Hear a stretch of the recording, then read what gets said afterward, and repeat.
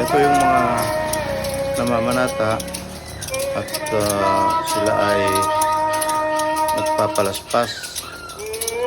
So sa bawat lagaslas ng kanilang ginawang mga palaspas na kawayan na nakatali sa isang malaking lubid na hawakan, ay naniniwala ang bawat isa na mababawasan ang kanilang mga nagawang kakamali at maitutuwid sa darating na mga panahon. At ito ay isang paraan nila para maibsan ang kanilang nararamdamang bigat ng katawan.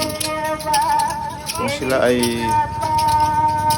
magsusugat, may nakalaan talagang tao na bubuksan ang sugat nila sa likod para lumabas ang dugo. Nasa paniniwalang sa bawat patak ng dugo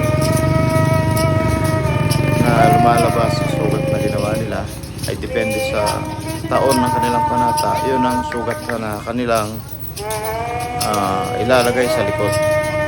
So pagka natapos yung bilang na yon, kaming mga pangalan ay may paniwala. Pagtatapos na rin yung pamamanata, so yung lahat sila ay nasa harap ng kung tawagin namin ay pagoda. Habang tuloy ang pabasa, ayun sila ay dadaan sa harap ng pinaka-altar para manalangin at taimtim na humingi ng kapatawaran. So yun, unti na silang lumalabas at sila ay dadaan pa sa isang pabasa para sa pagsusugat ng likod.